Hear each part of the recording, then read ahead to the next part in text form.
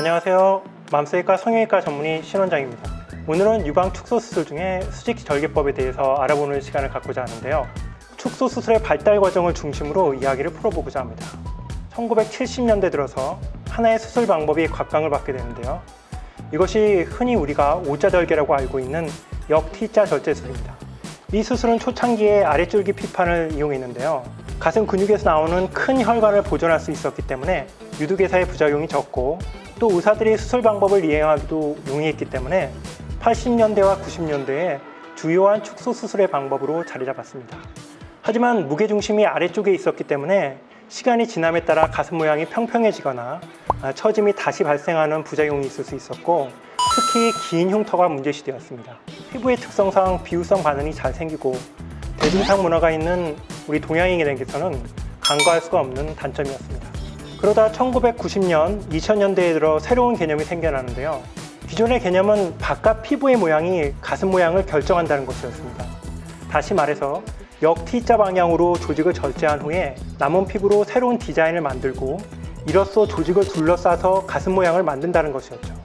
하지만 장기 추적 결과 피부는 잘 늘어나는 조직인데 반해서 안에 있는 유선 조직은 단단하고 무거운 조직이기 때문에 둘러싼 피부가 처음의 모양을 견디지 못하고 점차 평평하고 늘어진 가슴 모양이 된다는 것을 알게 되었습니다. 그래서 이제 새로운 개념이 정립되는데요.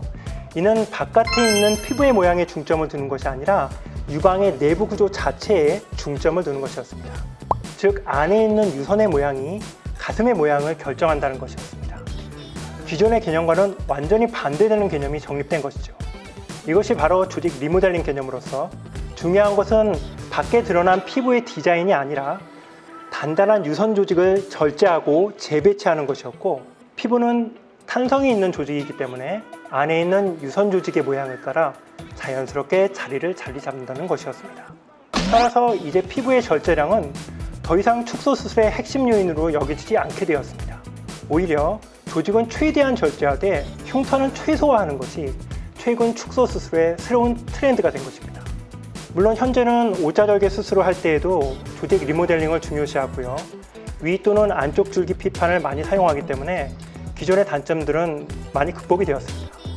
그럼에도 불구하고 오자절개 후에 생기는 긴 흉터는 여전히 젊은 나이의 여성이나 비유성 반응의 체질적 소인을 가지고 있는 우리나라 여성들에게서는 결코 가볍게 볼 수 없는 어려운 문제라고 하겠습니다. 흔히는 레이저 치료를 통해서 흉터를 지울 수 있으리라 이렇게 많이 생각하시는데요. 사실 레이저 치료의 효과는 미미한 수준이기 때문에 수술 당시에 흉터를 최소화하는 것이 무엇보다 중요하다고 하겠습니다. 이상으로 수직절개법의 탄생 과정에 대해서 간략히 알아봤습니다. 물론 수직절개만이 절대적으로 옳은 수술이라 할 수는 없을 겁니다. 하지만 말씀드린 대로 이런 일련의 과정들을 잘 생각해 보신다면 적어도 왜 이 수직절개법이 현대 축소 수술의 최신 트렌드인지를 이해하실 수 있으리라고 생각합니다.